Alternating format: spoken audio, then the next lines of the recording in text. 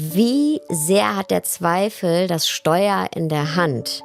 Wie geht es mir damit? Also habe ich das immer wieder in der gleichen Situation? Mache ich mich komplett fertig? Will ich das wirklich oder will ich das aus einer alten Konditionierung heraus oder weil ich vor was anderem weglaufe? Worum geht's hier wirklich? Du bist nicht kaputt. Du bist einfach ein Mensch. In diesen Momenten, wo wir uns selbst nicht mögen, wo es nicht klappt, wo wir sagen, das habe ich mir anders vorgestellt. Uns nicht dafür zu bestrafen, sondern in die Akzeptanz zu gehen. Das ist ein schwieriger Moment. Muss ich nicht wegdrängen, muss ich nicht wegargumentieren. Es ist okay, der darf da sein. Anderen Menschen geht es auch so. Ich bin nicht allein damit, weil das denken wir oft. Nein, es gibt gerade Millionen Menschen, die mit dem gleichen Gefühl da sitzen. Mindseed mit Leon Heimann. Sarah Desai ist Autorin und begleitet seit Jahren als Coach Menschen auf ihrem Weg der persönlichen und spirituellen Weiterentwicklung. Und gerade deshalb fand ich eine ihrer zentralen Botschaften so spannend. Zweifel sind nicht unbedingt ein Zeichen dafür, dass etwas falsch läuft. Manchmal zeigen sie uns sogar, dass sich Dinge gerade in die richtige Richtung bewegen. Denn die meisten von uns erleben Zweifel als Gegner. Sie bremsen uns aus, rauben Selbstvertrauen und lassen uns Entscheidungen immer wieder hinterfragen. Gleichzeitig scheint es heute oft so, als müssten wir nur fest genug an uns glauben, um erfolgreich und glücklich zu sein. Doch was, wenn Zweifel gar nicht das Problem sind? Was, wenn unser Umgang mit ihnen entscheidend ist? Genau darüber wollte ich mit Sarah sprechen, weil vermutlich jeder Mensch diese Stimmen kennt, die fragen: Bin ich gut genug? Treffe ich die richtigen Entscheidungen? Oder sollte ich doch lieber umkehren? In diesem Gespräch erfährst du, warum Zweifel ein natürlicher Teil von Entwicklung sind, wie du lernst, ihnen zuzuhören, ohne dich von ihnen beherrschen zu lassen, und weshalb mehr Selbstvertrauen oft nicht durch Sicherheit entsteht, sondern durch den Umgang mit Unsicherheit. Und wenn dich Gespräche über mentale Gesundheit und persönliche Entwicklung interessieren, dann abonniere den Kanal doch gerne einmal auf YouTube oder Spotify. Dann unterstützt du den Kanal und sorgst dafür, dass wir weiterhin solche Gespräche führen können. Ich wünsche dir viele spannende Erkenntnisse bei dieser Folge Mindseed Podcast, deinem Ort für mentale Gesundheit und persönliche Entwicklung. Sarah, du hast dein neues Buch geschrieben, Heute höre ich auf zu zweifeln. Warum hast du das geschrieben? Das ist das Buch, was ich schreiben musste, weil ich gemerkt habe bei mir selbst und in der Arbeit mit Menschen, dass Zweifel so einen sehr starken Griff haben und uns im Griff haben oft und uns entweder ausbrennen lassen, verstecken lassen, also in so einem Überlebensmodus festhalten. Und das ist jetzt mein drittes Buch. Und man würde jetzt denken, beim dritten Buch keine Zweifel, das ist Quatsch. Und das habe ich auch in der Untersuchung oder der Recherche des Buches, gehen wir bestimmt nachher noch drauf ein, herausgearbeitet, dass 70% aller Menschen, 70% von ihren Selbstzweifeln gesteuert werden. Also das ist auch keine Zahl, die ich mir ausgedacht habe. Da gibt es Forschungen zu dem Imposter-Syndrom, das sich ja von Zweifeln nährt. Bin ich gut genug? Die anderen werden merken, wer ich eigentlich wirklich bin. Oder ja, ich kann nicht mithalten. Das sind ja alle Selbstzweifel. Und 70% aller Menschen sind davon betroffen. 70%, die nachts wach liegen und sich fragen, kann ich morgen bestehen? 70%, die im Meeting sitzen und so nach links und rechts gucken und denken, oh Gott, die anderen haben es drauf, nur ich nicht. Und so weiter, genau. Vielleicht können wir diese beiden Begriffe einmal definieren am Anfang. Also Zweifel, was bedeutet das für dich? Und Imposter-Syndrom als Entwicklung des Zweifels. Also Zweifel generell ist sich ja ein ständiges Hinterfragen mit Sorgen machen. Wenn wir zurückschauen, also du hast ja gefragt für mich persönlich, bin ich der festen Überzeugung, dass wir auch zu Zweifeln konditioniert werden. Ja, weil wenn wir diese Welt betreten, würde ich mal sagen, betreten wir sie ohne Selbstzweifel. Ein Baby fragt nicht, ey, bin ich gut genug? Und trotzdem bekommen wir ziemlich schnell Feedback von unserer Umwelt, wer wir sein müssen, um Teil von ihr zu bleiben. So ein Baby lächelt ja auch immer oder versucht, ne, zurückzulächeln, wenn es ein Lächeln bekommt, um auch wieder die Bestätigung zu bekommen, oh, die Leute freuen sich, dass ich hier bin. Und es hat die Natur auch geschickt eingerichtet, ja, Kindchenschema. Ne? Also wer lächelt jetzt nicht einem Baby zurück an? Also da musste schon Pünktchen sein. So, und dadurch kriegen wir, das nennt sich auch gespiegeltes Selbstwertempfinden, das Feedback, oh, die mögen mich, ich bin hier sicher, hier wird sich um mich gekümmert. Und das ist ja wichtig, weil wir Menschen sind ja sehr viele Jahre abhängig von anderen. Wir könnten ja gar nicht alleine überleben. Und dann aber, wie gesagt, sehr früh bekommen wir schon Signale, wer wir sein müssen, was wir zeigen können, was wir lieber nicht zeigen, damit wir weiterhin ein Lächeln bekommen. Ja, also sei lieb, sei nicht so laut, sei doch nicht so wild, du bist zu wild, ja, oder jetzt sag doch mal nett Hallo zu allen, was auch immer es ist, ja. Und wir nehmen dieses Feedback natürlich auf, weil wir wollen ja ein Teil dieser Gemeinschaft bleiben. Der erste Kreis, der uns formt, ist meistens die Familie. So, und ich glaube, da fängt schon an, dass wir uns in einer Persönlichkeit oder in eine Persönlichkeit entwickeln, ja, die sich mehr und mehr am Außen orientiert. Ja. Also erst sind wir in unserer Essenz und durch diese Feedback-Schleifen und dieses ständige Gucken, was wollen die anderen von mir sehen, wer muss ich sein, um weiterhin in Sicherheit zu bleiben, manifestieren wir uns eben in dieser Persönlichkeit. Mir ist das auch klar geworden, als ich letztens mit Dr. Cecile Lötz und Dr. Jakob Müller gesprochen habe, vom Host des Podcasts Rätsel des Unbewussten, dass dieser Begriff autoritäre Erziehung, die wir früher mehr hatten und heute haben wir ja eher so eine ins Beziehung gehen, es geht der Trend so ein bisschen mehr in diese Richtung, dass das ja nicht bedeutet, ich erziehe mein Kind nur nach meinen Vorstellungen, sondern es bedeutet ja auch, ich erziehe mein Kind dahin, ich frame mein Kind dahin, dass es gut in die Gesellschaft passt. So, das wird sozusagen so ein bisschen genormt. Und jetzt geht es ja mehr so in die Richtung, wir gehen in Beziehung auch mit den Kindern. Und trotzdem, glaube ich, kommst du dann als Individuum spätestens, wenn du dann selbst die Sache in der Hand hast, an den Punkt, wo du denkst, okay, wie ich muss mich ja irgendwie framen, um in die Gesellschaft zu passen. Das heißt, ich glaube, dieser Prozess ist jetzt so mein Blick, wenn du das jetzt gerade so erzählst. Ich glaube, früher oder später kommen wir eher an diesen Punkt, wo wir irgendwie gucken müssen, wie passe ich in die Gesellschaft, weil ich möchte ja Teil davon sein und ich muss ja auch in diesem System klarkommen. Absolut. Und das, was auch unsere Eltern uns mitgegeben haben, ist ja auch das, wie sie geframed werden. Also gar nicht nur, hey, ich möchte das jetzt unbedingt an mein Kind weitergeben, weil ich das jetzt für richtig halte, sondern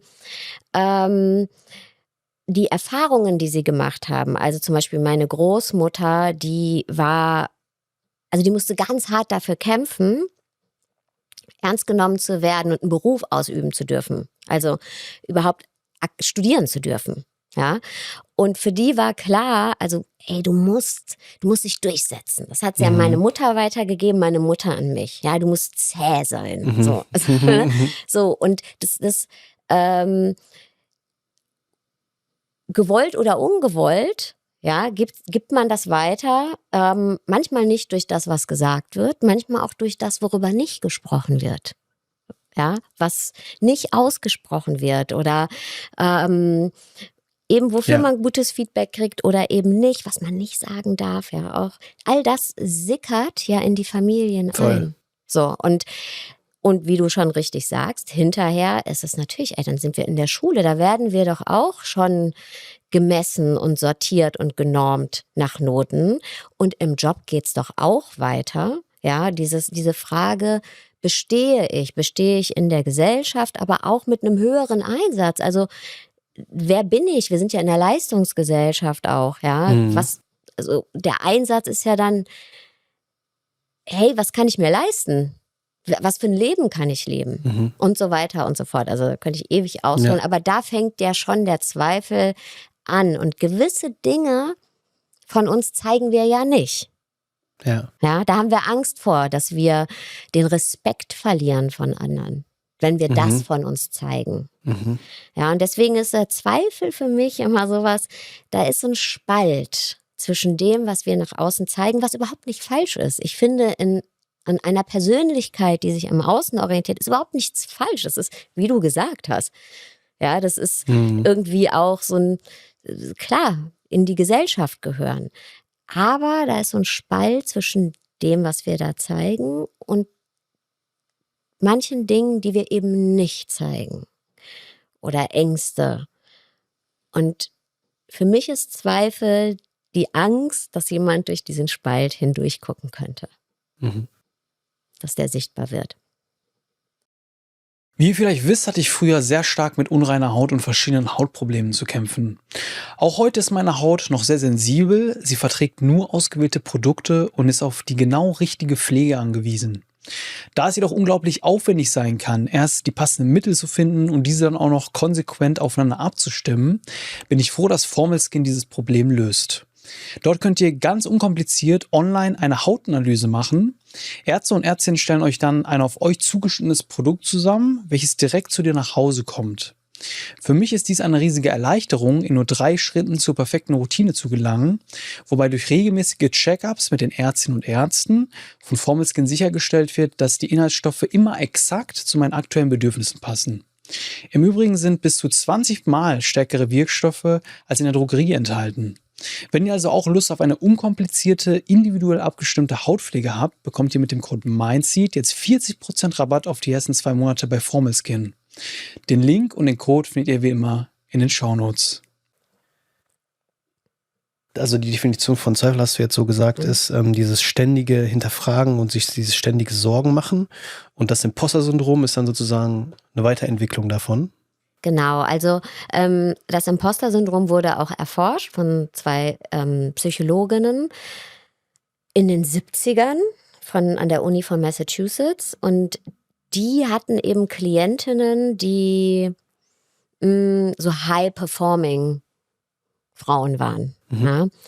Und alle hatten das Gleiche berichtet, nämlich, hey, ich bin total unter Stress, weil ich das Gefühl habe, morgen kann mein Berufserfolg schon wieder vorbei sein. Eigentlich gehört der mir gar nicht. Eigentlich habe ich nur Glück gehabt. So. Und die hatten auch entsprechende Leiden schon dadurch. Also Schlaflosigkeit, körperliche Leiden, bis hin zu depressiven Verstimmungen. Es hat einfach wahnsinnig an denen gezerrt. So. Und dann haben Imes und Clance heißen die beiden Psychologinnen gesagt, ja, okay, das erforschen wir jetzt mal. Und das haben sie jetzt nicht unter dem Mikroskop erforscht, sondern eben mit Fragebögen. Und haben dann gesehen, dass die alle die gleiche Sorge hatten, nämlich, oder das gleiche Phänomen. Keine von ihnen hat ihren Erfolg sich selbst zugeschrieben. Also alles, was sie erreicht haben, haben sie gedacht, das habe ich gar nicht selber erreicht. Ich kann eigentlich gar nichts. So, das bin ich eigentlich gar nicht. Und das könnte auch jederzeit bemerkt werden. Und die Konsequenz daraus ist, dass sie sich halt immer doppelt so viel angestrengt haben. Weil jeder Fehler, vermeintliche Fehler, ja ihr Nichtskönnen hätte zeigen oder aufdecken können und entlarven können, dass sie eigentlich Betrüger sind, weißt du? Und in diesem, das nennt sich ja auch Hochstapler-Syndrom, auf Deutsch Imposter-Syndrom, da ist ja auch so eine tiefe Schuld mit drin. So, ich hintergehe eigentlich gerade alle. So, ich betrüge meine Kundinnen, die Menschen, die mir vertrauen, meine Chefin, wen auch immer. Und dann haben die beiden Psychologinnen weiter geforscht, haben gesagt, okay, wie ist es denn mit anderen Menschen, also andere Geschlechter, andere Berufsgruppen, anderer sozialer Status, und haben gemerkt oder haben herausgefunden, das kann jeden betreffen. Also die Studentin bei der ersten Präsentation, der Herzchirurg bei seiner 100. OP, der Papa beim ersten Elternabend, you name it. Ja, und dass eben 70% aller Menschen in ihrem Leben Impostergefühle und Erfahrungen haben. Und ich nehme an, du hattest diese Gefühle auch und deswegen hast du auch das Buch geschrieben. Was war so der Peak deiner Impostergefühle?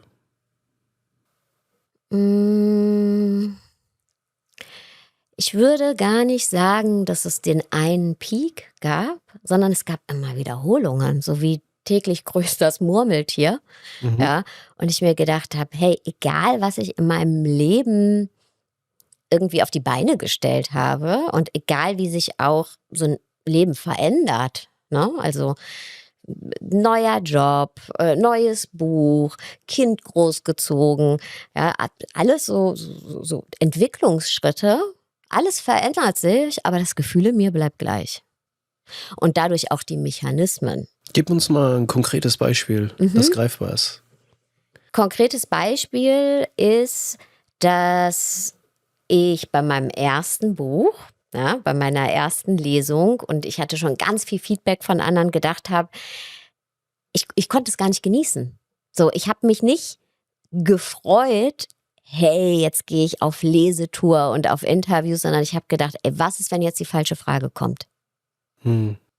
Was ist, wenn die merken, hey, ich erzähle dir einfach nur was? Und auch keine Komplimente annehmen zu können. Weißt du, es kommen echt viele Leute zu mir, die sagen, hey, du hast mich berührt mit deiner Arbeit, du hast mir echt durch schwere Zeiten geholfen. Und das, was ich direkt sage, ist, ja, okay, aber das hätte ja jeder gekonnt. Oder, ach, du bist schon so lang dabei und hörst meinen Podcast. Ja, damals, ey, da waren die Folgen ja noch, da wusste ich ja noch gar nicht, was ich so richtig mache. Verstehst du, was ich meine? Aber ich frage mich gerade, Sarah, ist es nicht normal, dass man diese Angst hat? Also, zum Beispiel, ich gehe ja auf Tour Ende des Jahres. Ich habe da großen Respekt vor, auch auf der Bühne zu stehen. Und ich frage mich auch, also, was, wenn es nicht klappt? Was, wenn ich auf der Bühne nicht performe? Oder was, wenn wir irgendwelche technischen Probleme haben? Oder und so weiter und so fort, weißt du? Dieser Zweifel ist dann nicht auch normal? Wäre es nicht unnormal, sich nicht Gedanken zu machen, wenn man ein Event vor sich hat, das wichtig ist? Wie du zum Beispiel auch mit der Lesung, ne? Du hast viel Energie in dein Buch gesteckt und dann kommt eine Lesetour. Ist das nicht normal, auch ein bisschen Angst zu haben? Absolut. Ich räume auch mit Imposter-Mythen auf, nämlich der Zweifel muss erst verschwinden, dass man, oder irgendwann verschwinden die Zweifel. So, nein. Natürlich mit jeder Entwicklungsstufe, immer wenn wir was Neues machen, begeben wir uns auf ein neues Terrain und dann kommen erstmal wieder neue Zweifel. So, absolut. Es geht aber darum, wie sehr hat der Zweifel das Steuer in der Hand? Wie geht es mir damit? Also habe ich das immer wieder in der gleichen Situation? Mache ich mich komplett fertig? Also du gehst jetzt auf Tour, du bist aufgeregt, es können Sachen schiefgehen, keine Frage, aber du gehst auf die Bühne, das ist schon mal das Allerwichtigste. Das sagt ja auch die Commitment and Acceptance Therapy, ja, also die beschäftigt sich damit, trotz schwieriger Gefühle ins Handeln zu kommen. Und das ist zum Beispiel ein ganz wichtiger Schlüssel, ja, diesen Zweifel, dass der nicht sagt, hey, weißt du was, ich gehe doch nicht auf die Bühne jetzt. Na, ich habe das zum Beispiel auch oft, immer bevor ich auf die Bühne gehe, wenn jemand zu mir sagen würde, Sarah, du kannst jetzt auch ins Hotelzimmer und dir eine Pommes als Roomservice bestellen und keiner würde sich beschweren. Ich würde jedes Mal sagen, okay, aber ich mach's nicht. Verstehst du? Und das ist eben dieses A, trotzdem ins Handeln kommen, aber auch B, ein gesundes Leben führen zu können. Also sich nicht so ausbrennen zu lassen, weil, ich muss jetzt ein bisschen ausholen, ja. In dem Moment, bevor du auf die Bühne gehst, dann also ist da eine Angst und du sagst, ich gehe jetzt auf die Bühne, ja. Und in dem Moment fühlen wir uns dann auch stark, weil Adrenalin und Stresshormone unseren Körper fluten. Okay, ich mache das jetzt, ich ziehe das jetzt durch. So. Super.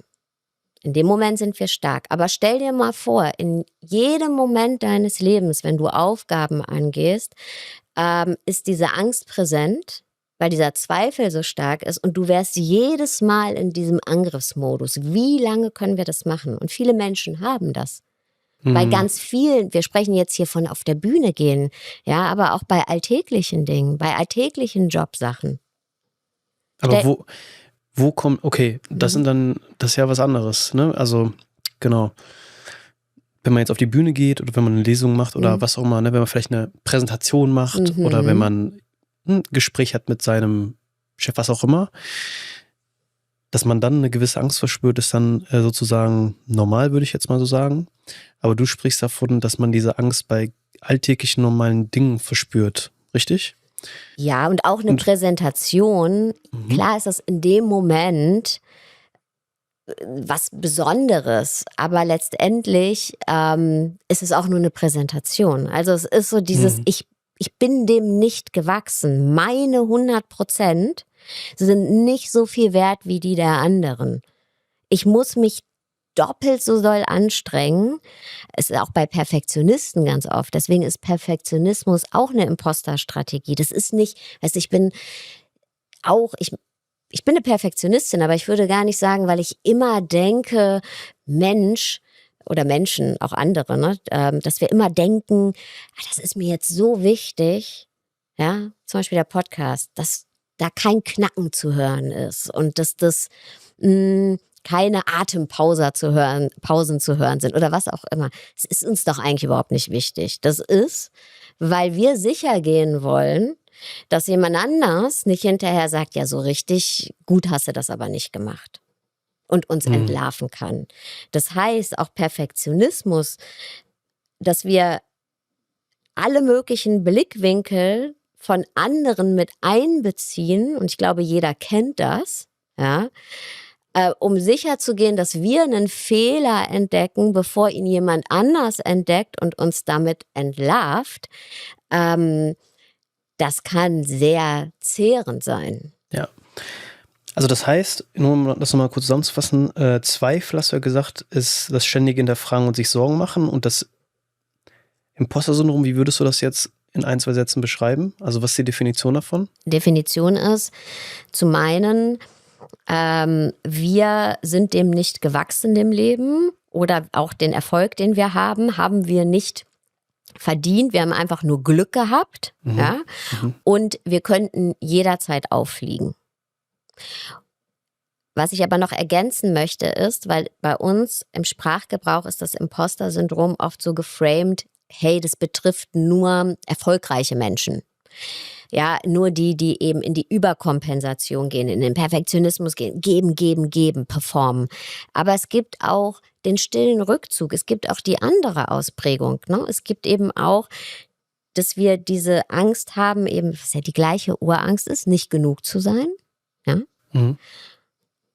Und deswegen das Leben vermeiden, in die Prokrastination gehen. Kennst du das? So, ey, Leute machen Dinge, geben die last minute ab. Wenn sie eigentlich wissen, es ist viel zu spät. Ich hätte schon viel früher abgeben müssen. Also die Uni-Arbeit oder den Förderungsantrag. Warum? Weil wenn ich es zu spät abgebe, beziehungsweise nur noch 24 Stunden Zeit habe, obwohl ich eigentlich 6 Monate Zeit hatte, wenn es dann nicht gut wird, liegt es ja nicht an mir, dass ich nicht gut genug bin, sondern es liegt daran, ich hatte einfach zu wenig Zeit. Hätte ich mehr Zeit gehabt, hätte ich mir mehr Zeit genommen, hätte ich es hingekriegt. Na? Oder eben auch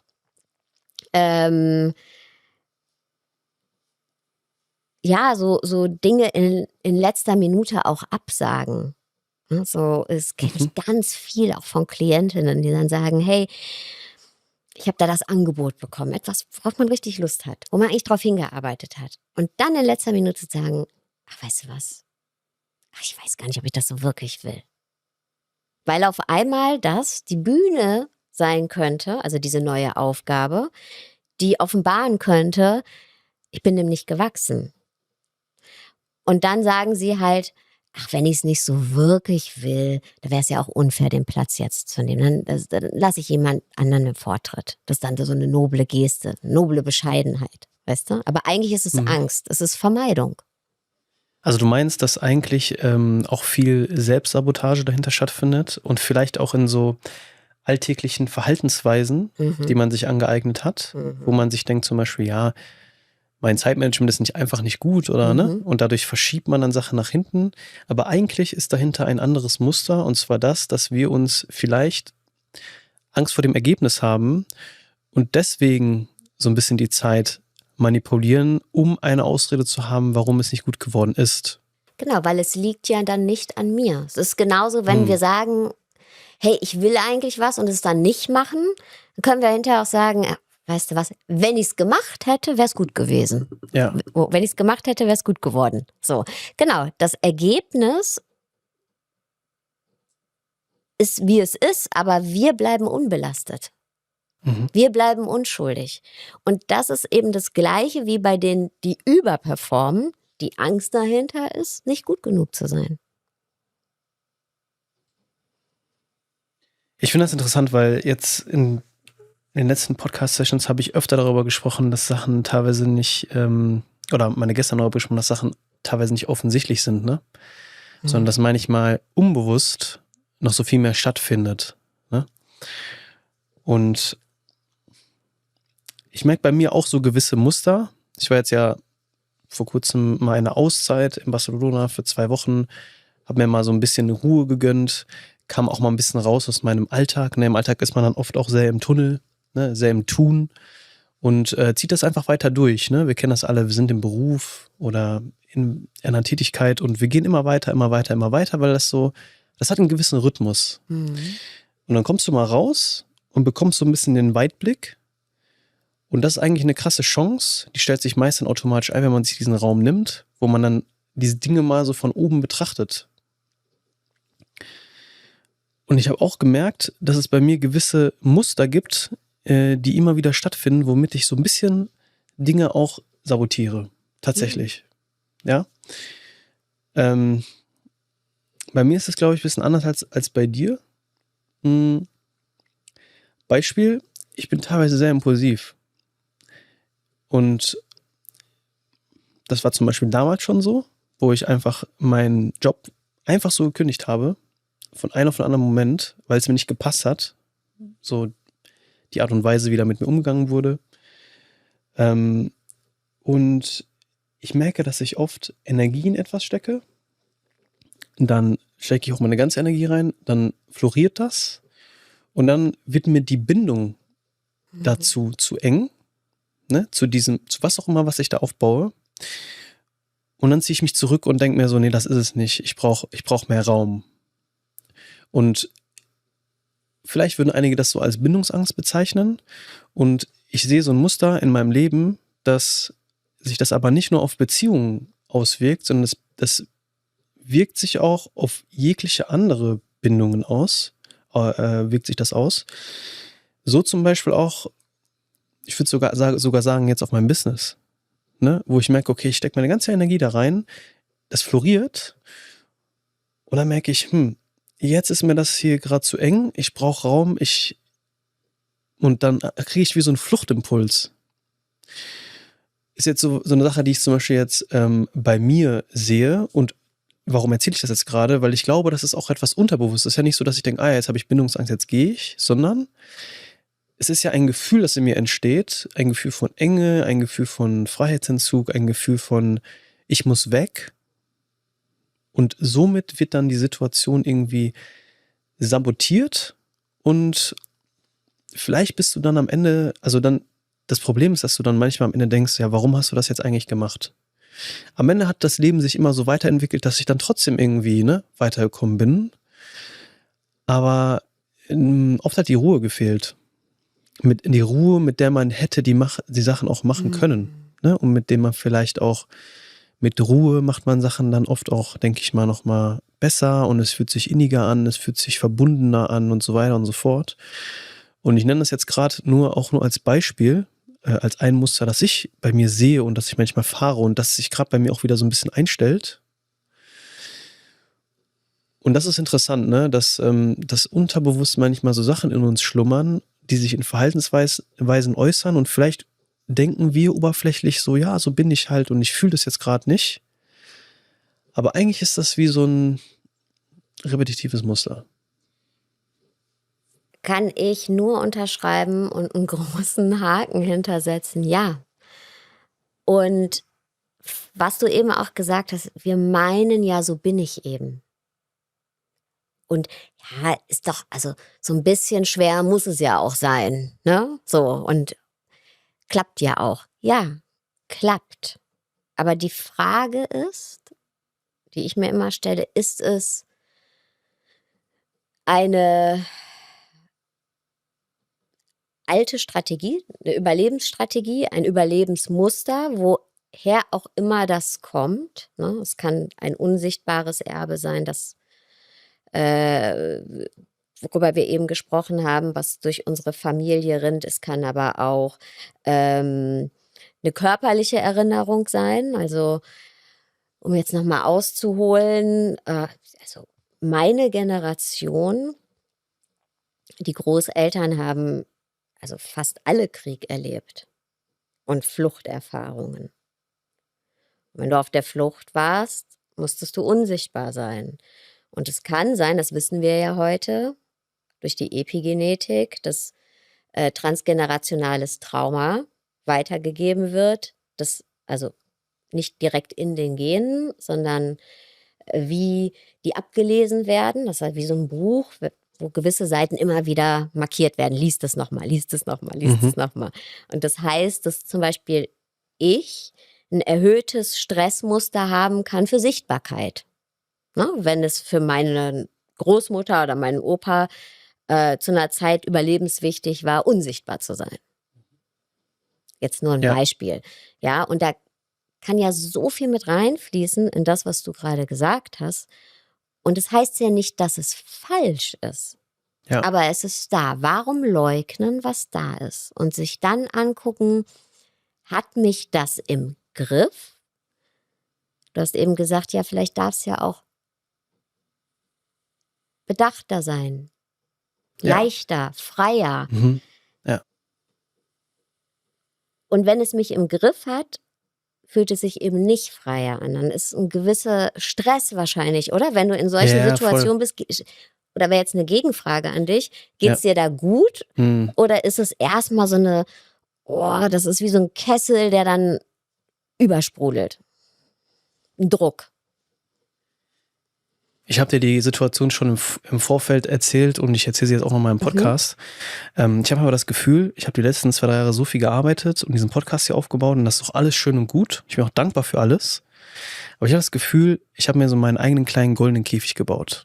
So. Und dieses Gefühl kenne ich sehr gut. Das habe ich an mehreren Punkten in meinem Leben gehabt. Das habe ich auch teilweise in Beziehungen. Wenn ich mit Frauen in Beziehungen gehe, jetzt bin ich im Käfig. Warum denke ich das denn? Weißt du? Das beginne ich aktuell zu hinterfragen, auch tatsächlich mit den Gästen, die zu mir in den Podcast kommen, zum Beispiel Dr. Wolfgang Krüger, der auch über Großeltern und über Familienaufträge gesprochen hat. Und mir ist jetzt vorhin so eingefallen, weil ich bekomme dann oft so einen Fluchtimpuls, ne, raus aus der Situation.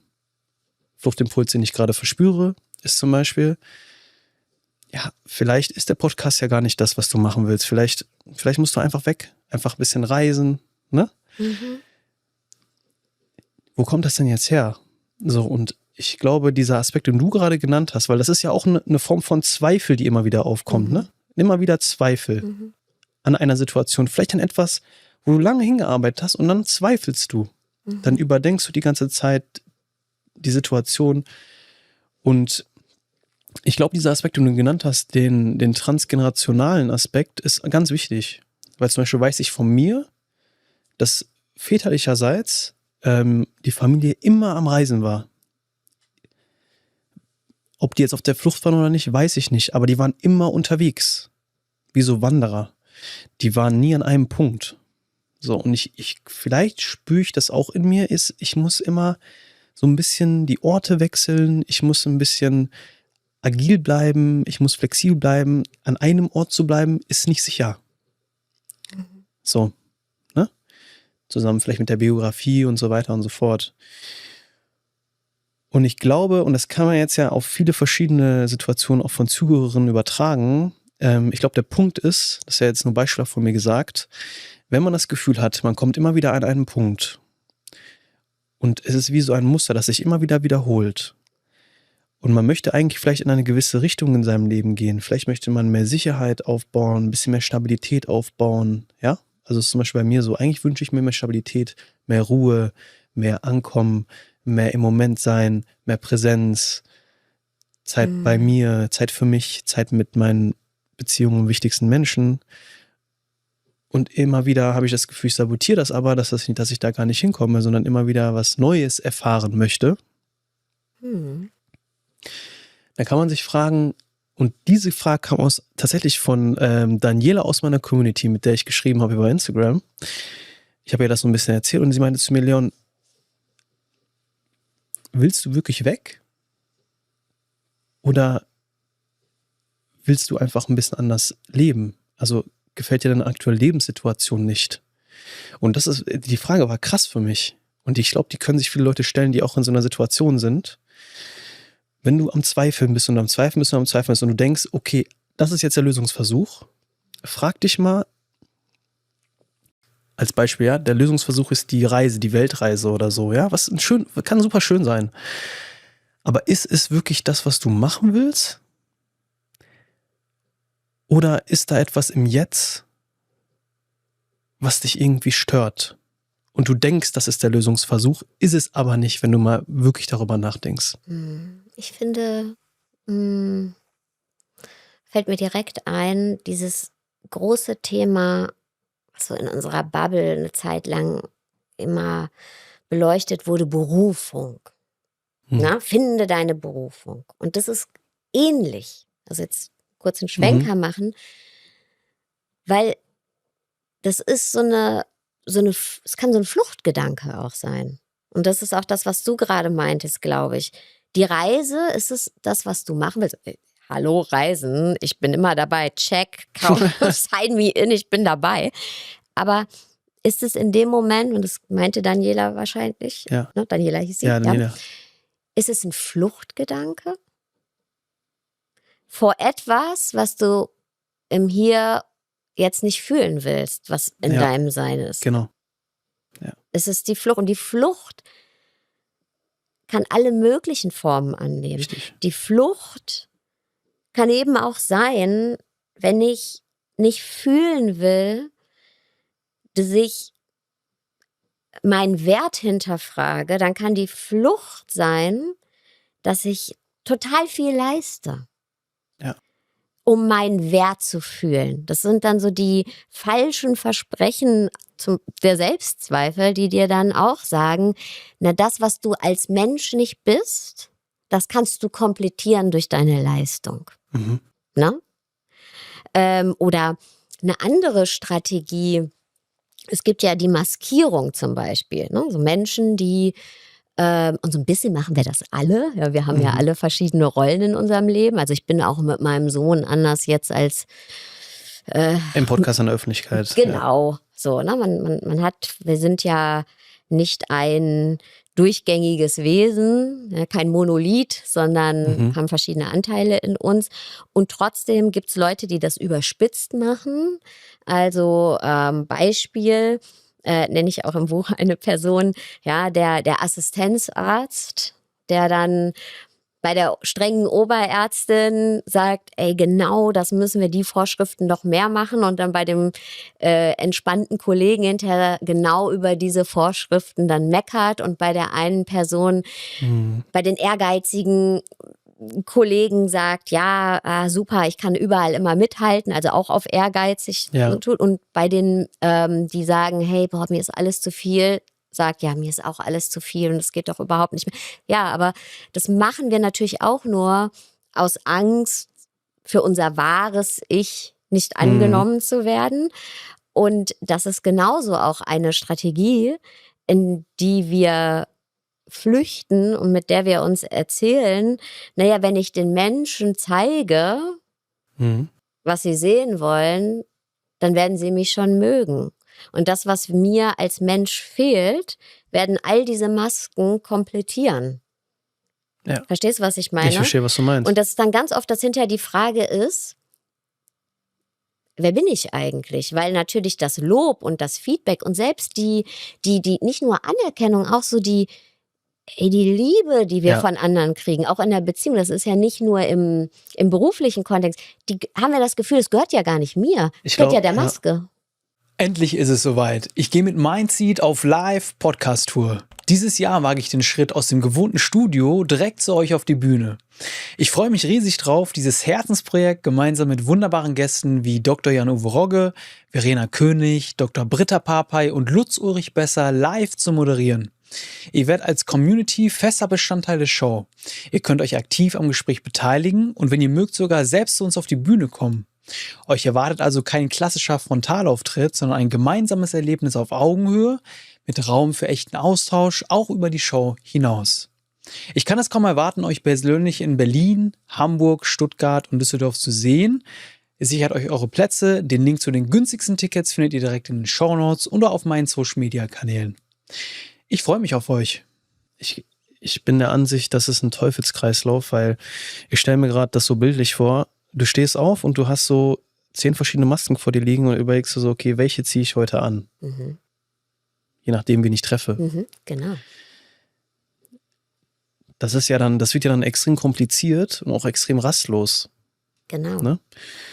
Und die Person, also du schaffst dir dann auch, das ist dann auch wieder wie so ein goldener Käfig, weil du baust Beziehungen auf in deinem Leben auf Basis der Maske. Das heißt, du wirst ja auch abhängig von der Maske. Genau. Weil wenn du die Maske ablegst, wird die Beziehung ja nicht halten, weil sie ja nicht auf der Wahrheit besteht und auf deinem authentischen Selbst. Weil nämlich die Maske ja nicht nur, was ich jetzt gerade sage, ist, sondern eben die Interessen. Ne? Also wenn dann jemand sagt, hey, ich interessiere mich, keine Ahnung, für Meditation, ja, dann fand ich das auch schon immer toll. Ne? So, also die Maske ist ja eigentlich hohl und ich fülle sie mit den Eigenschaften und Vorlieben von anderen. Und genau, deswegen kann die gar nicht aufrechterhalten werden, diese Beziehung. Und dann merken wir, da hängt halt so viel dran. Genauso jetzt wie bei der Frage, die du dir stellst, weil das ist auch natürlich super interessant, weil Freiheit und Sicherheit, du hast das beides genannt. Du hast gesagt, zuerst hast du gesagt, ich habe mir einen goldenen Käfig geschaffen und ich möchte eigentlich frei sein. Und im nächsten Moment hast du gesagt, eigentlich möchte ich ankommen und in Sicherheit sein. Und warum ist das so interessant? Weil wir natürlich immer meinen, dass Freiheit und Sicherheit sich gegenüberstehen und nicht zusammenkommen können. Na? Also für uns hier, wir sind doch so konditioniert. Ja, ich verstehe das, aber ist es nicht auch so? Ich sehe das schon so. Es ist auch so, genau. Aber wie ist es dann die Frage, die wir uns halt stellen dürfen, oder jetzt bei dir, weil es war ja gerade dein Beispiel, ist es ein Entweder-Oder oder gibt es Möglichkeiten, dass wir die ein Stückchen aneinander ran bewegen und die Lücke vielleicht nicht ganz schließen, aber sie verkleinern, sodass wir eben nicht von einer Strategie die ganze Zeit in die andere springen? Ich glaube, ich weiß nicht, was deine Erfahrung ist, Sarah, aber ich glaube schon, dass das so Pole sind. Auf jeden Fall. Ich würde sagen, ich lebe ein sehr freies Leben. Ich habe mein eigenes Business. Ich kann alles so gestalten, wie ich das möchte. Ich kann die Mitarbeiter einstellen, die ich möchte. Ich kann arbeiten, wie ich möchte. Bin Single. Ich habe keine Beziehung. Ich kann mich mit so vielen Menschen treffen, wie ich möchte. Kann machen, was ich möchte. Kann Party machen, so viel ich möchte. Ja, also im Endeffekt kann ich alles machen, wie ich möchte. Und das ist so das extreme Freiheitsbild, ja. Und gleichzeitig wirst du aber, wenn du extrem frei bist, und so empfinde ich das auch, ist da nicht so viel Sicherheit. Also, weil es ist, wenn du frei bist, ist da nicht so viel Stabilität. Ist ja logisch, weil es ist ja frei. Dann ist es ja nicht so stabil. Auf der anderen Seite kenne ich viele Menschen, die leben so in diesem Gegenpol. Ja, ich nenne jetzt einfach mal den Beamten. Alles sehr strukturiert, alles sehr sicher, lebenslang sicher eingestellt, ein sicheres Einkommen und so weiter und so fort. Aber denen fehlt oft dann diese Lebendigkeit, die Leichtigkeit, die Freiheit so ein bisschen. Ja. Und das sind jetzt 2 Extreme vielleicht, die ich jetzt genannt habe. Und natürlich gibt es solche Mischformen. Aber ich glaube, die Extreme, also es ist eine Skala. Und du kannst nicht extrem frei sein und extrem sicher sein. Also der Meinung bin ich, das kannst du nicht. Und das wird uns aber manchmal so verkauft, dass das geht. Also es wird uns verkauft, du kannst super, super frei sein und gleichzeitig super sicher sein. Natürlich geht So. das nicht. Also die stehen sich halt gegenüber. Aber was ich interessant finde, ist, dass du jetzt zum Beispiel gesagt hast, ich bin total frei. Ich kann machen, was ich will. Und davor aber gesagt hast, ich bin eigentlich total unfrei. Ich bin im goldenen Käfig. Und Ist ja auch so. genau, weil, und das, glaube ich, ist das Entscheidende, dass es gibt eine äußere und eine innere Freiheit. Ne? Die äußere ist eben die Umstände, die wir uns schaffen. Und die innere ist die Themen, über die wir eben gesprochen haben. Also was hat diesen festen Griff noch um mich herum? Ja, also fühle ich mich frei oder habe ich das Gefühl, das kann morgen auch alles wieder vorbei sein. Und ein Stück weit ist es ja auch so. Und ich glaube, das beschreibt auch das, was du meinst als goldenen Käfig, weil du hast alles, aber du hast auch das Gefühl, wenn ich morgen das so nicht mehr mache, kann es auch wieder vorbei sein. Ich sehe gerade folgendes Bild. Und ich habe mit Francesc Miralles gesprochen, der Autor des Buches Ikigai. Und ich mag das Konzept sehr, weil das Ikigai heißt ja, du bist sozusagen in der Mitte. Ne? Es gibt verschiedene Kreise, so das, was du liebst, das, was die Gesellschaft braucht, das, was du gut kannst und ein weiterer Kreis. Und sozusagen der Durchschnitt aus all diesen Bereichen ist dein Ikigai. So, das ist so deine Mitte sozusagen, ja? So. Und was ich realisiert habe, ist, diese Mitte kann sich verschieben. Und wenn ich jetzt nochmal auf dem Bild des Käfigs gehe, mein Ikigai war, wirklich diesen Podcast aufzubauen, mit voller Euphorie, mit voller Energie, mit einer absoluten Erfüllung. So, und da habe ich langsam angefangen, das Haus zu bauen. Ja, das Haus des Podcasts, des Business und so weiter. Und stell dir vor, man baut so einen Käfig zusammen, okay? Und irgendwann realisierst du so, krass, du hast all das, was du wolltest. Du hast,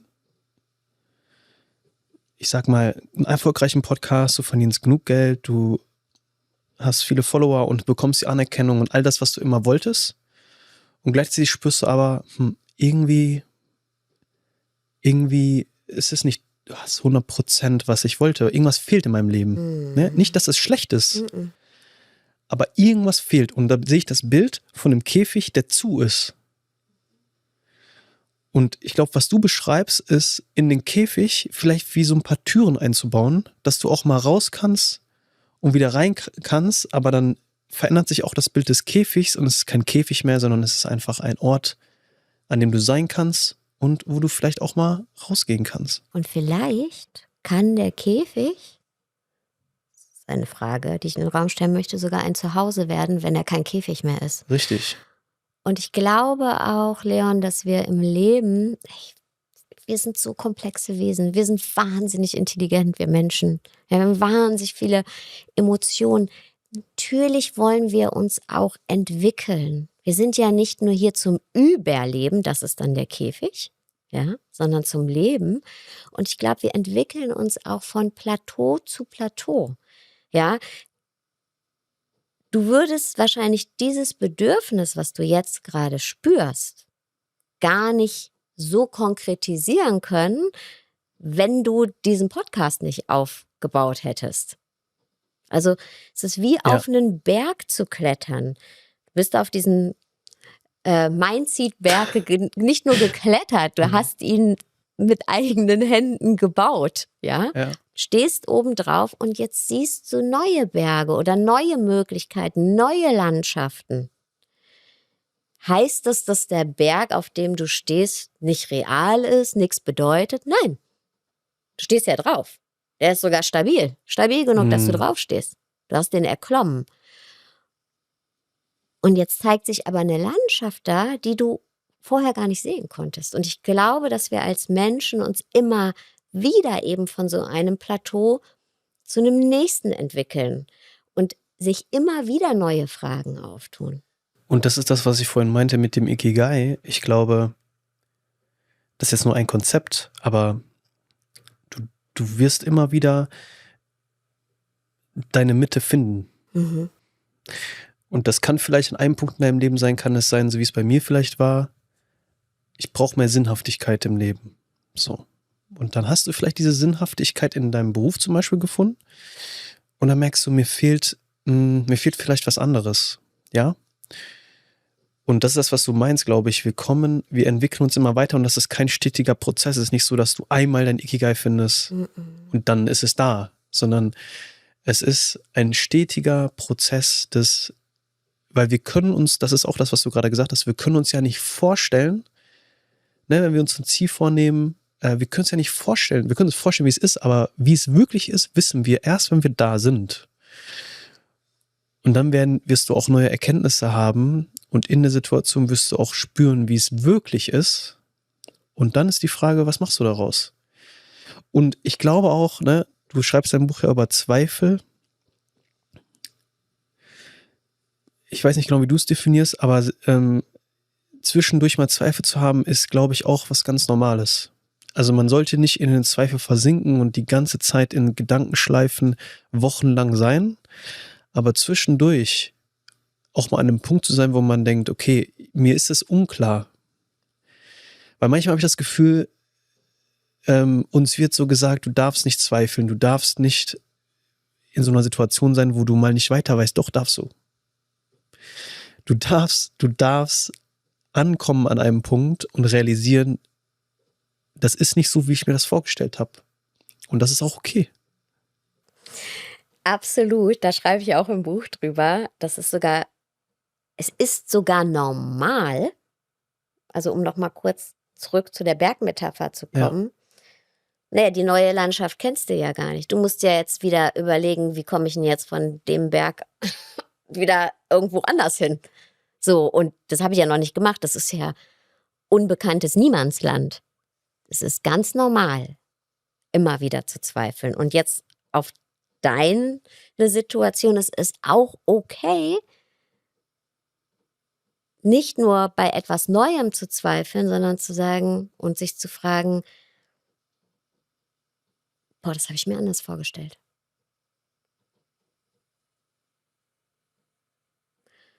Ohne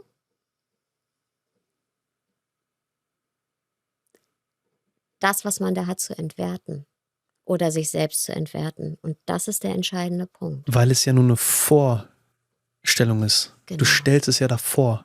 Genau. Weißt du? Du malst dir was aus, obwohl es noch gar nicht da ist.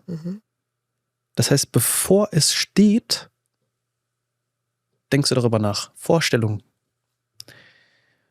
Und das darf man auch mal begreifen, dass es halt wirklich nur vorgestellt ist und nicht, man ist noch nicht da gewesen. So. Ne? Weißt du, welches Wort mir da jetzt total in den Sinn kommt? Ist Enttäuschung. Weil Enttäuschung hat so ein negatives Image. Ne? Selbst wenn ich das Wort ausspreche, spüre ich direkt so was Dunkles in meiner Brust. Ne? So ein Schatten. Enttäuschung. Ja. Ich bin enttäuscht. Ich bin enttäuscht von dir. Ist schon schlimm genug. Ich bin enttäuscht von mir. Noch schlimmer. Von dem, was ich habe. Ich hätte mehr in meinem Leben erreichen sollen.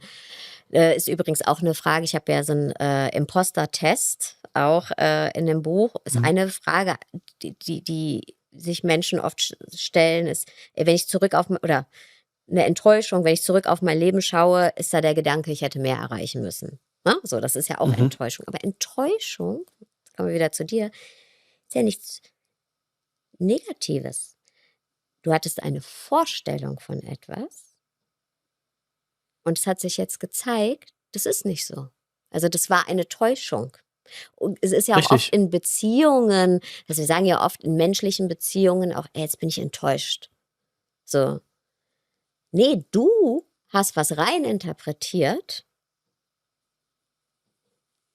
oder vielleicht wurde dir etwas gezeigt, was aber nicht die Wahrheit ist.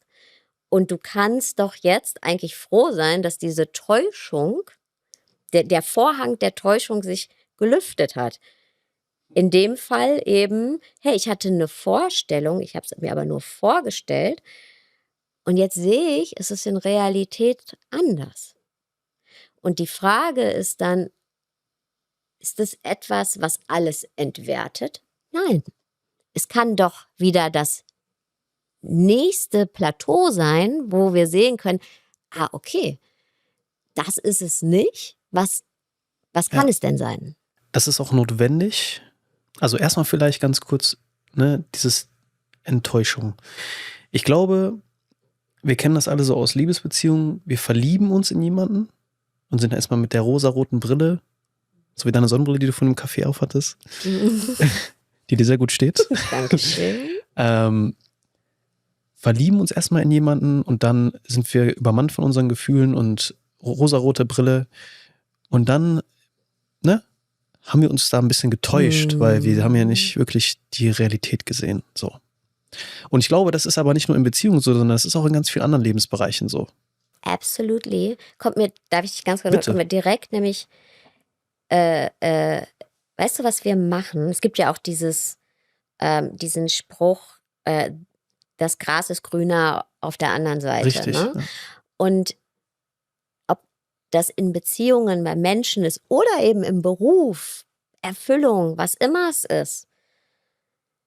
Wir sind jetzt im Hier und Jetzt, da passt uns irgendwas nicht. Ne? Also weiß ich nicht, in der Beziehung streitest du dich, warum die Spülmaschine nicht eingeräumt ist oder ist es nur Alltag oder was immer es ist. Ne?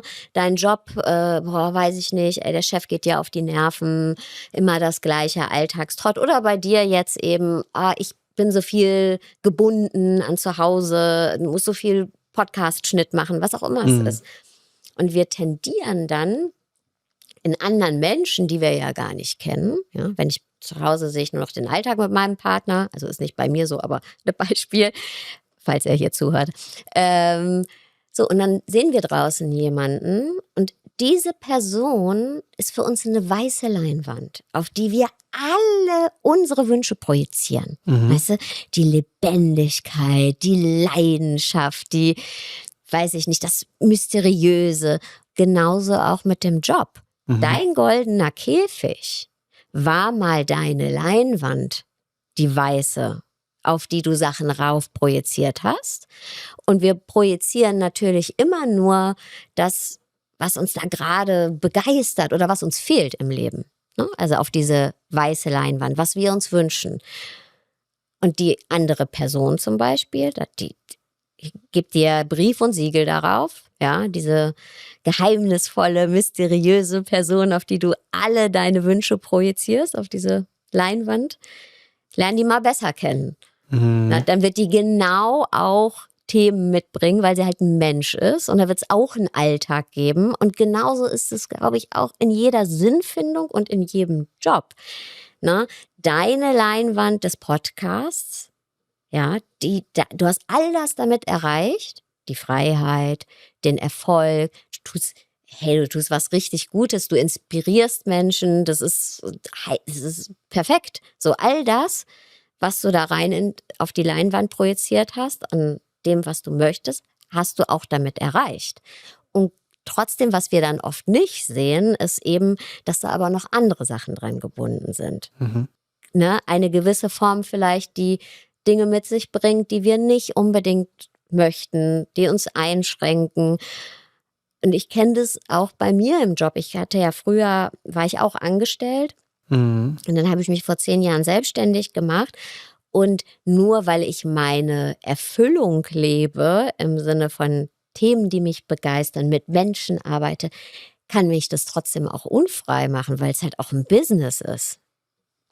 Ich würde an dieser Stelle einmal der Community nochmal deine Geschichte zeigen, wenn das für dich auch in Ordnung ist, wo du mir erzählt hast vorhin auch im Café, dass du angestellt warst und dann bist du auf Weltreise gegangen und dachtest, das ist so die Erlösung und hast gemerkt, nee, das ist es gar nicht, und du dann auch im Urlaub sehr unglücklich warst und dann auch diese, ja, von einem Coach oder Freund hast du mir erzählt, der dir gesagt hat, hey, du musst erstmal ein halbes Jahr auf eine weiße Wand starren.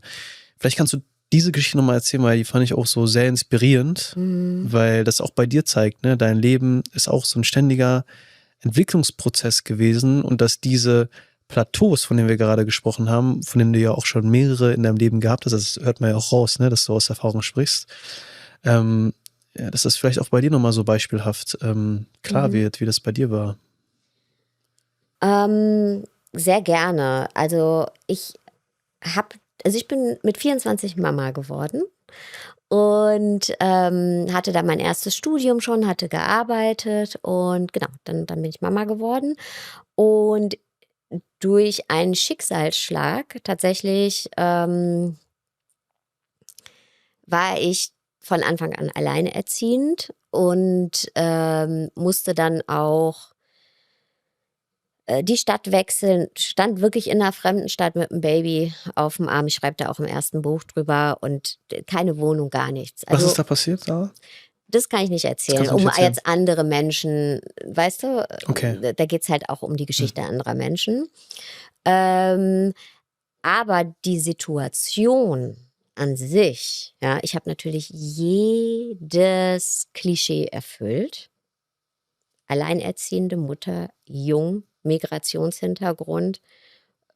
Und damals, dann musste ich Hartz IV beziehen. So.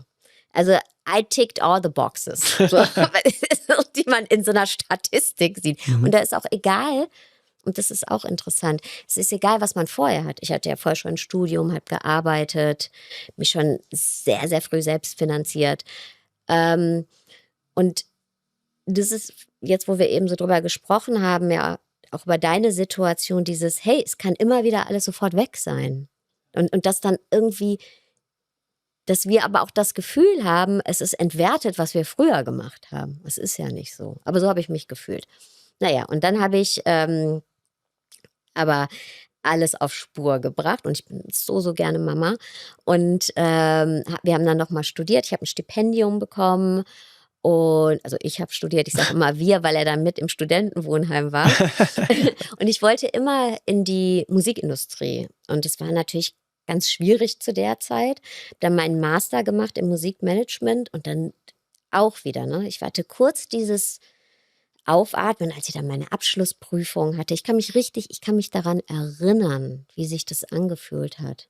So an den Tag, weil ich habe dann meinen Sohn und noch ein anderes Kind, also die Tochter der Tagesmutter. Ich habe gesagt, ey, wenn ich das hier, meine mündliche Prüfung hinter mir habe, dann gehe ich mit den Kindern ins Freibad. So. Und dann bin ich, das hat sich so gut angefühlt, aber auch nicht lange.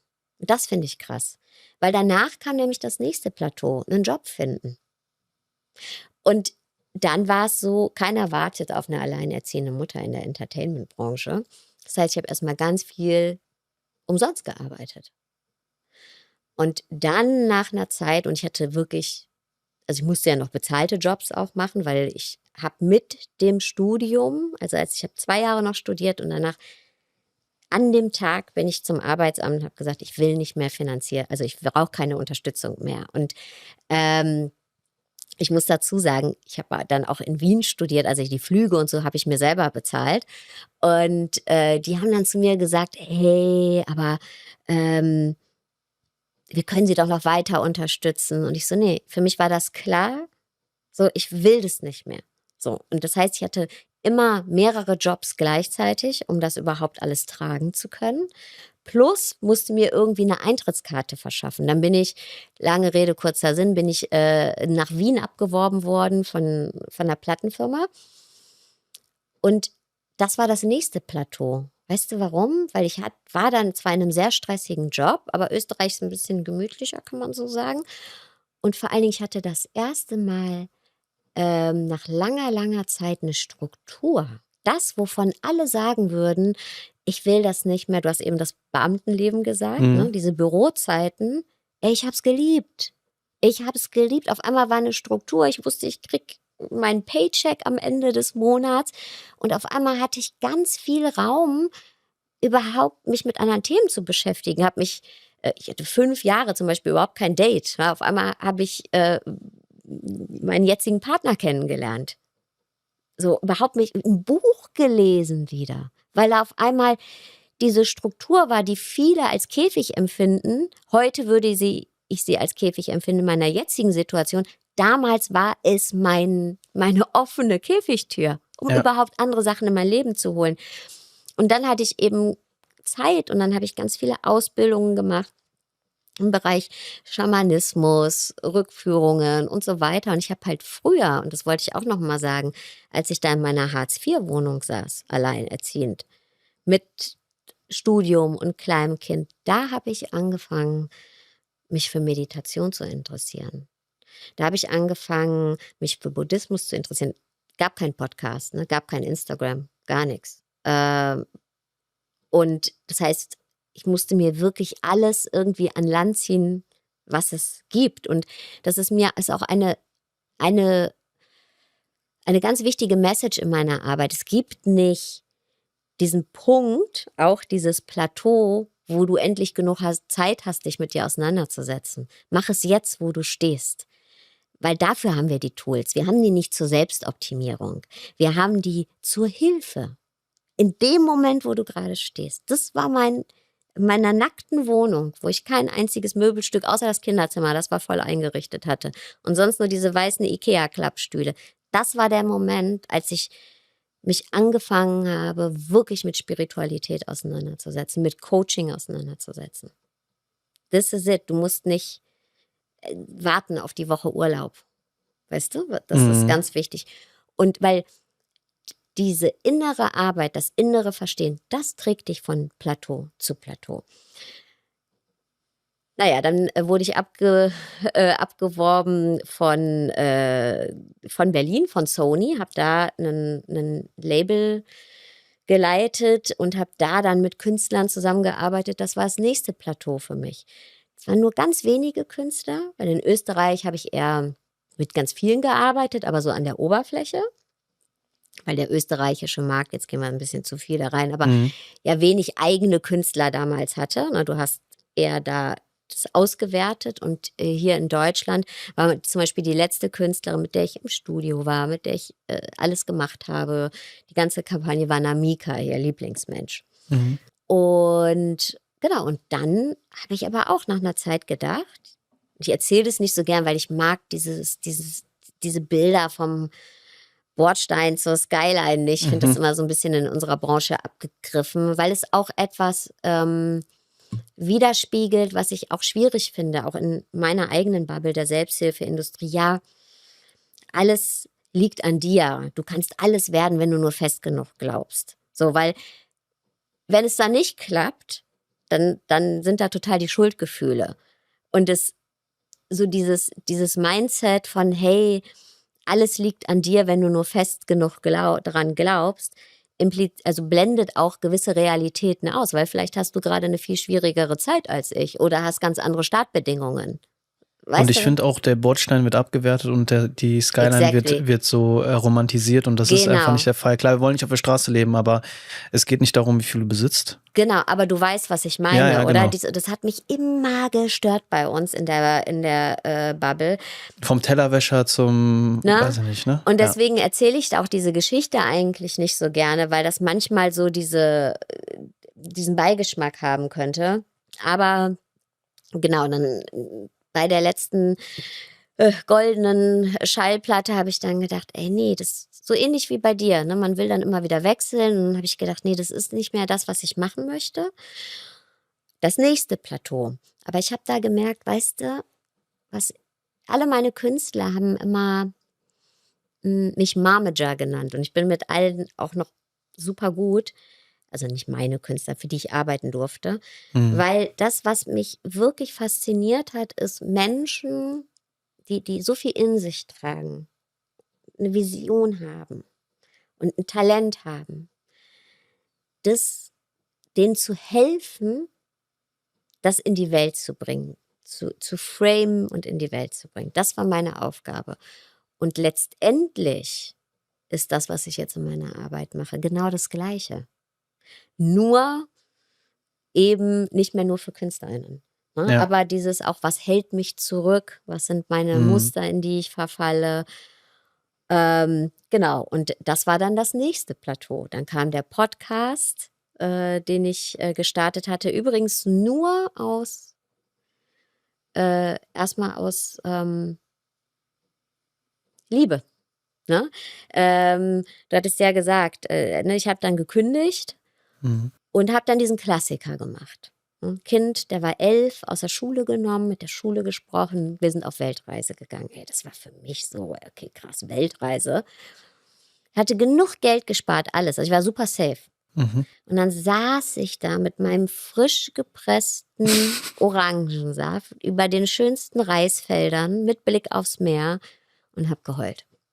Also ich war in der absoluten Freiheit. Aber warum hast du geheult? Weil ich mich innerlich nicht frei gefühlt habe, weil ich innerlich so eine Angst davor hatte, meine Sicherheit zu verlieren. Weil ja mein ganzes Leben darauf aufgebaut war, immer diese Sicherheit zu schaffen. Und da habe ich gemerkt, also ich weiß, wie ich mir was aufbaue, aber ich fühle trotzdem keine Freiheit, weil ich immer Angst habe, diese Sicherheit zu verlieren. So, weil es ging ja jetzt nicht um Geld. Geld hatte ich gespart. Es ging um die Frage, was kommt danach? Ich hatte nicht direkt etwas, wo ich wusste, hey, das kommt danach. Das Mhm. ist der nächste Käfig. Weil ich wollte mir offen halten, was überhaupt mein nächster Käfig wird. Was wird mein nächstes Plateau? Und ich wusste es nicht. Und da hat eben ein Bekannter zu mir gesagt, ey Sarah, du musst erstmal ein halbes Jahr die Wand anstarren. Ich hab gedacht, was willst du von mir? Das geht doch gar nicht, ne? Aber heute weiß ich, was er meinte. Nämlich dir diesen Raum zu geben, wirklich herauszufinden, was willst du hinter der Angst, hinter dem Bekannten. Ja, weil ich habe direkt wieder nach Möglichkeiten in dem gesucht, was ich schon kannte, aber ja irgendwie nicht mehr wollte. Mhm. So. Und herauszufinden, was will ich und auch vor allen Dingen to hang in there, dieses Gefühl von Unsicherheit. Es ging gar nicht, auch dass ich jetzt den Podcast mache, darum ging es eigentlich gar nicht. Es ging für mich darum, mich mit dem Gefühl von Unsicherheit auseinanderzusetzen. Wer bin ich? Also Unsicherheit, existenzielle Unsicherheit, aber auch dieses Nicht-Genug-Sein. Was sehen Leute in mir? Weißt du, da in der Musikindustrie, hört sich jetzt vielleicht blöd an, aber irgendwie war man da jemand. Jeder wusste irgendwie, Sarah, okay, die macht das und das und das. Und irgendwie hatte ich mir auch selber bewiesen, okay, ich habe es geschafft irgendwohin. Mhm. Und jetzt? Wer war ich denn jetzt? Nicht nur finanziell gesehen, also dass ich jetzt kein Einkommen hatte, auch wenn ich gespart hatte, aber vielmehr noch, bin ich genug für diese Freiheit, ohne ein Etikett drauf?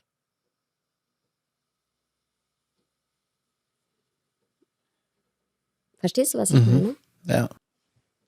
Was würdest du bei dir sagen?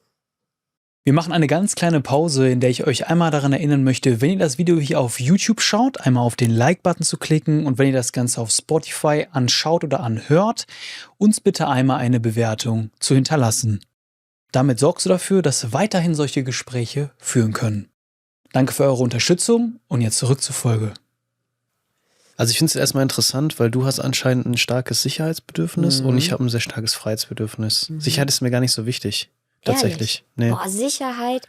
Also ich schon, ich wünsche mir schon mehr davon, weil ich da halt immer sehr im Risiko bin und immer sehr in der Freiheit.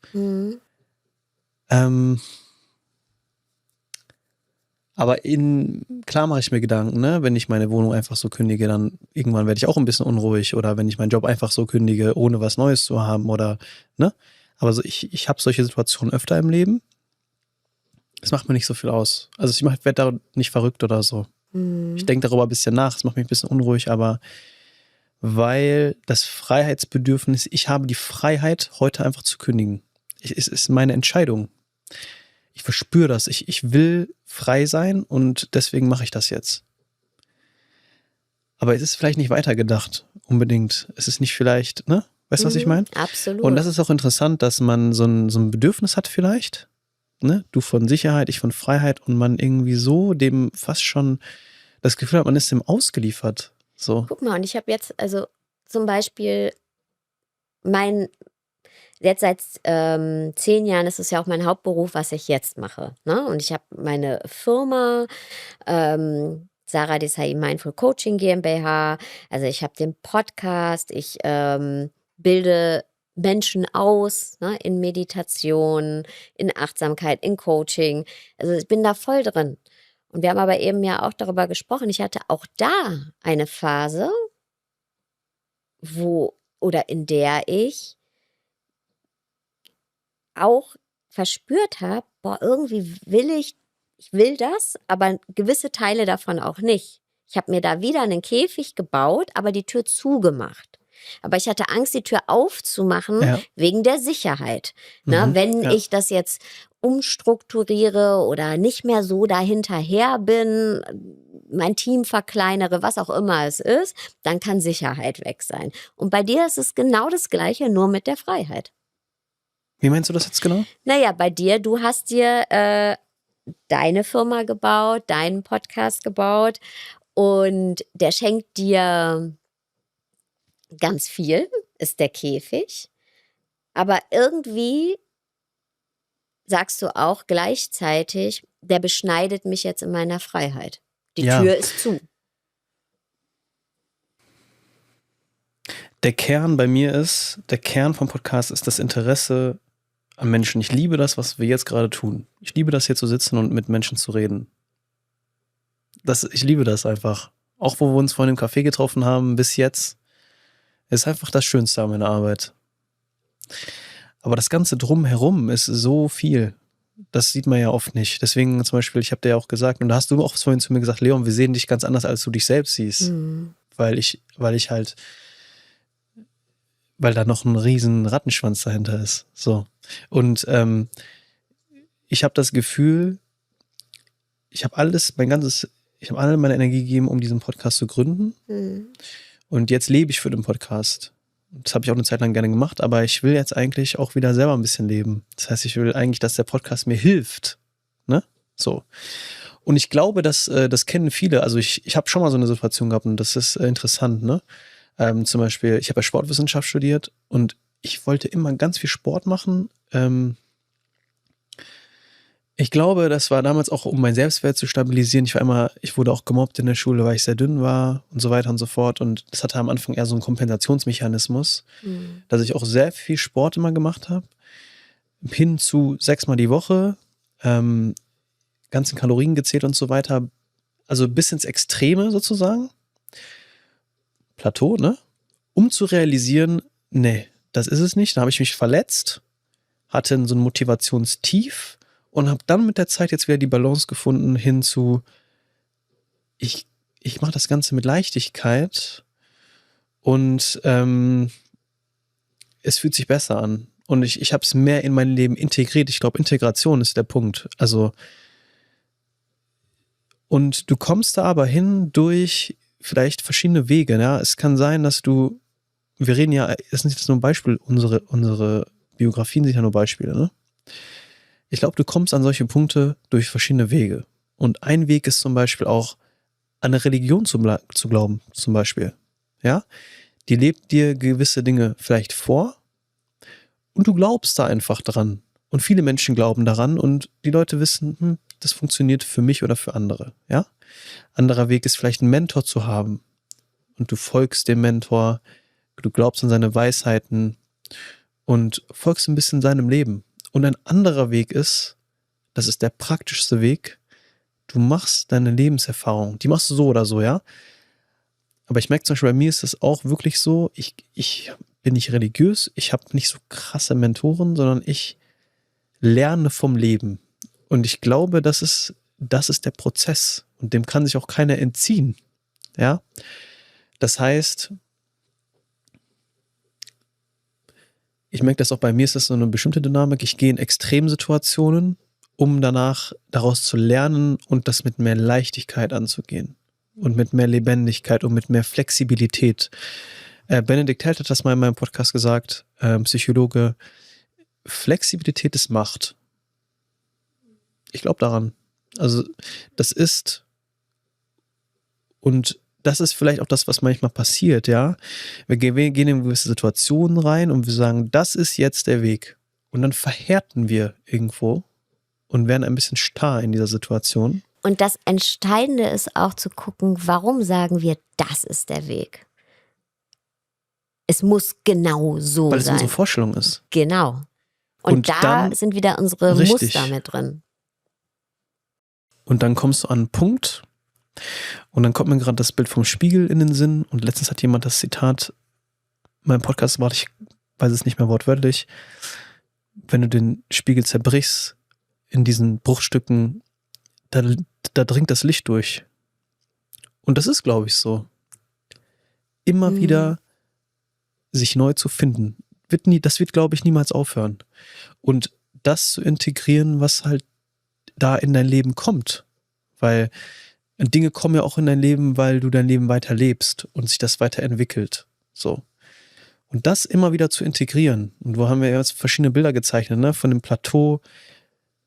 Ich glaube, das ist ein ganz natürlicher Prozess und den gehst du so oder so. Den gehst du entweder bewusst oder dein Leben wird dir auch an einem gewissen Moment zeigen, dass es das Plateau ist. Beispielsweise durch einen Burnout oder sonst was. Ja? Also ich glaube, dass das ganz natürlich ist.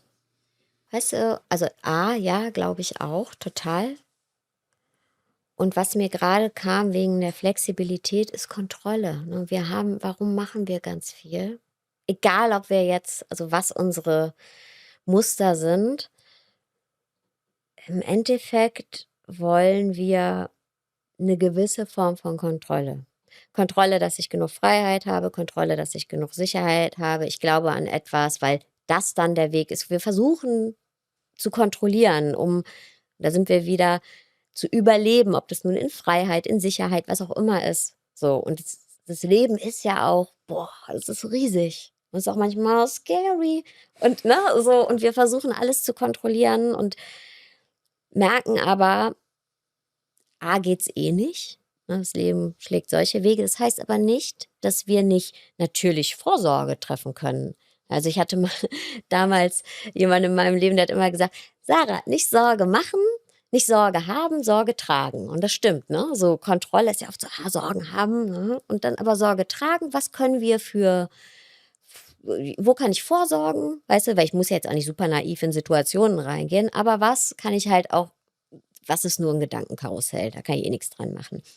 Und ich glaube, dass wir dann eben, um zu kontrollieren, egal was wir wählen, ja, ob das jetzt eben der Podcast ist, die Arbeit mit Menschen, das, was wir uns so schön ausgemalt haben, immer auch das Potenzial hat, dass wir natürlich das kontrollieren wollen und dann auch wieder andere Sachen mit reinkommen, die dann uns Flexibilität nehmen. Und um es jetzt mal von dem abstrakten Level runterzunehmen, du hattest es eben selber gesagt, du hast eine Firma mit Mitarbeitern, hier wird Content gemacht, ja, also wir sehen dich, ich habe ja eben gesagt, ich wünschte, du könntest dich mit unseren Augen sehen.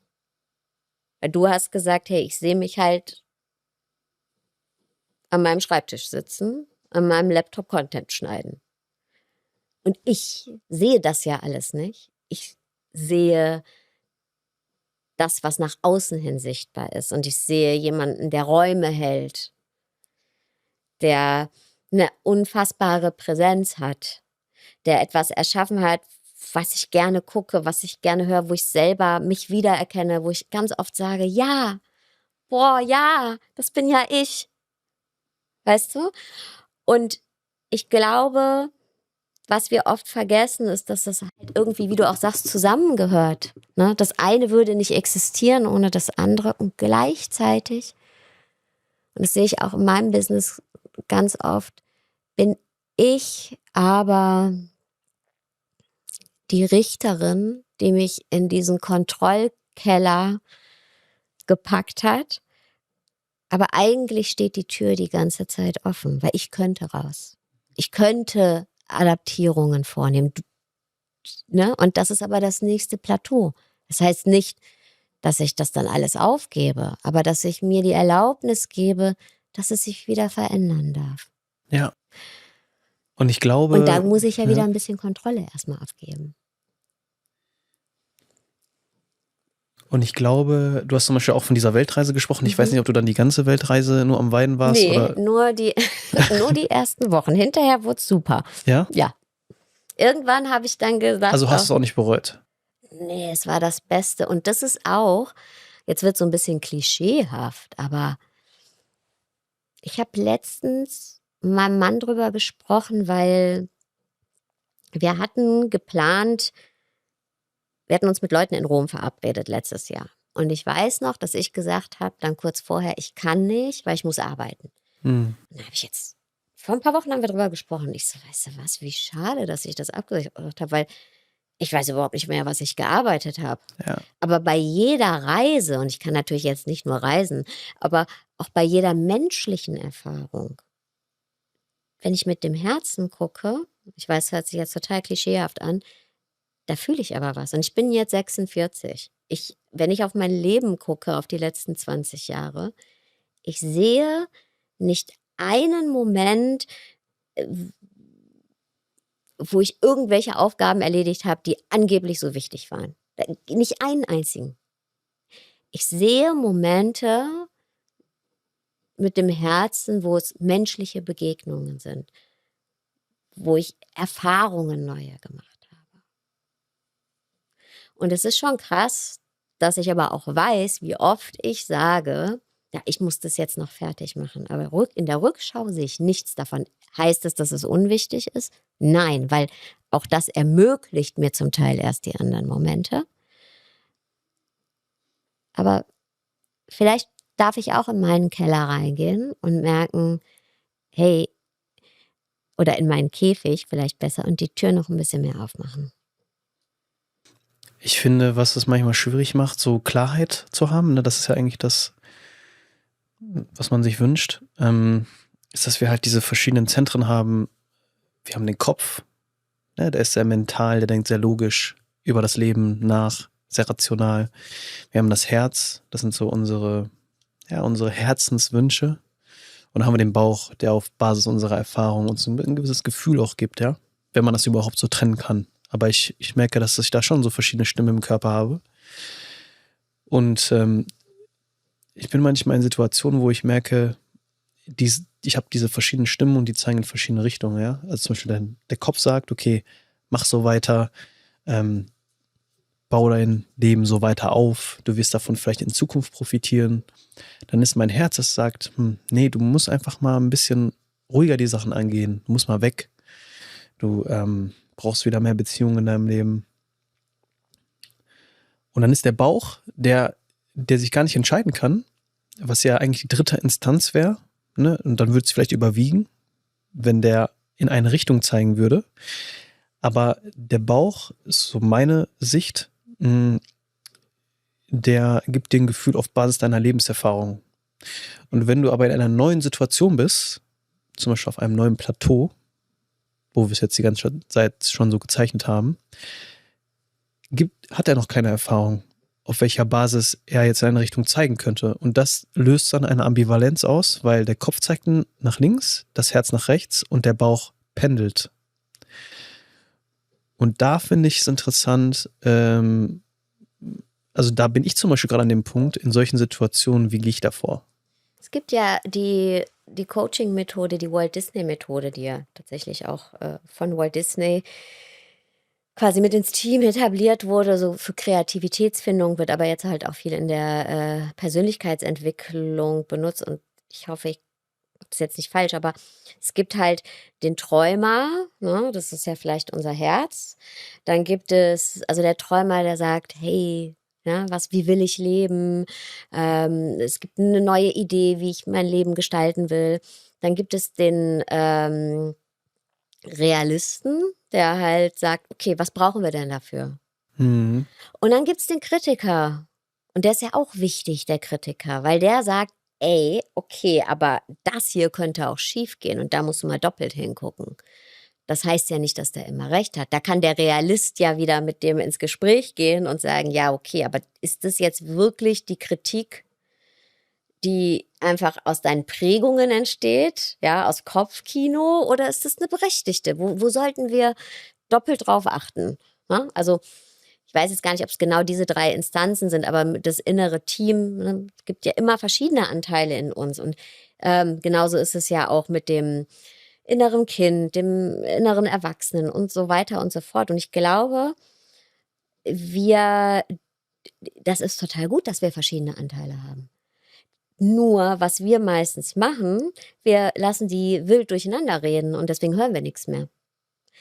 Wenn wir die aber ganz gezielt an den Tisch setzen und sagen, okay, jeder kommt jetzt hier mal zu Wort, weil jeder hat auch ein wichtiges Know-how und hat was zu sagen, und dann gehen wir ins Gespräch, dann kann da was ganz Gutes entstehen. Und deswegen all diese Anteile in uns und diese Gedanken und Gefühle, die wir haben, ich glaube, wir müssen sie nur anders, ja, wir müssen miteinander kommunizieren lassen.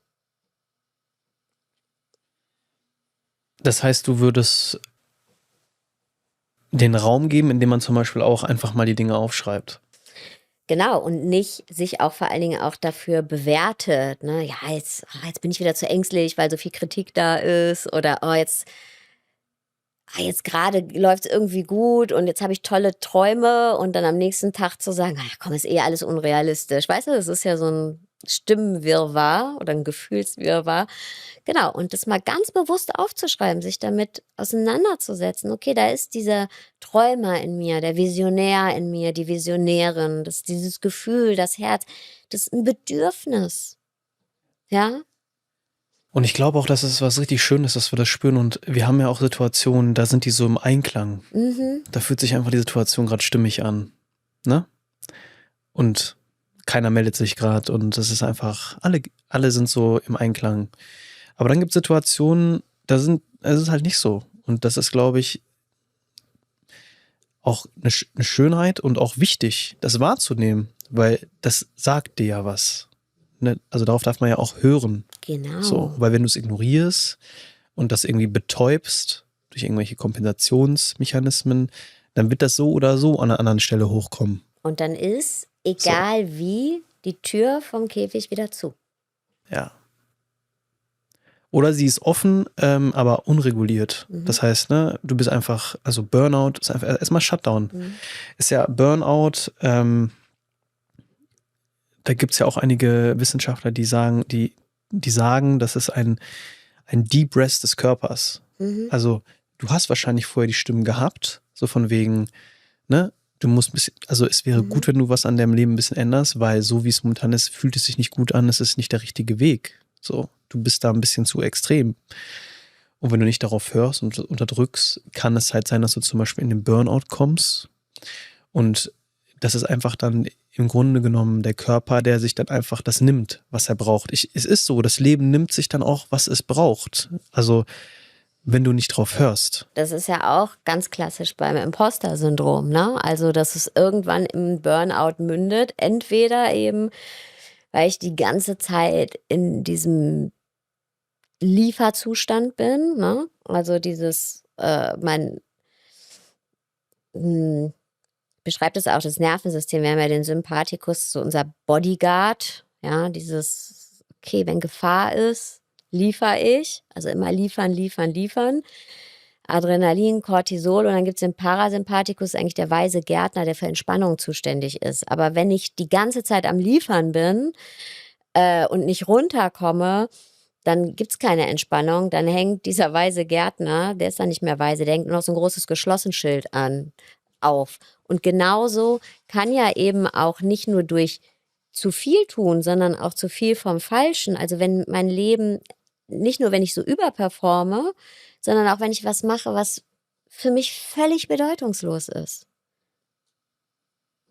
Weißt du, wenn ich keine Erfahrungen abseits der Alltagsbewältigung mache und mein Alltag sich einfach grau anfühlt, dann kann das genau auch in diesen Zustand führen. Ich würde gerne das heutige Gespräch einmal so abschließen. Wir haben über diese Plateaus gesprochen und die sind ja im Endeffekt, also an diesen Plateaus haben wir ja gesagt, da fängt man an zu zweifeln, ja? Und wenn jetzt jemand zuhört, der gerade auf diesem Plateau ist und sich ständig vergleicht und sich fragt, was mache ich jetzt, ja? Aus seiner Sicht, wo beginnt echte Veränderung? Und wie lernt man sich selbst nicht länger wie ein Problem zu behandeln, das repariert werden muss, sondern sanft damit sich umzugehen? Also wo beginnt echte Veränderung, ist nicht, also das ist eine Riesenfrage, ja, aber da machen wir nochmal eine Podcast-Folge zu. Aber letztendlich ist es für mich nicht in die Kompensation zu verfallen, sondern zu gucken, worum geht es wirklich hier. Haben wir ja heute auch viel drüber geredet. Ja? Worum geht es wirklich? Was hat die Fäden in der Hand? Bin ich das? Kommen wir auf Daniela zu sprechen, die dir die Frage gestellt hat. Ne? Will ich das wirklich oder will ich das aus einer alten Konditionierung heraus oder weil ich vor was anderem weglaufe? Worum geht es hier wirklich? Das ist mal die Frage Nummer 1. Und die Frage Nummer 2 ist meine ganz klare Antwort, wenn es eine kurze Antwort sein muss, Selbstmitgefühl.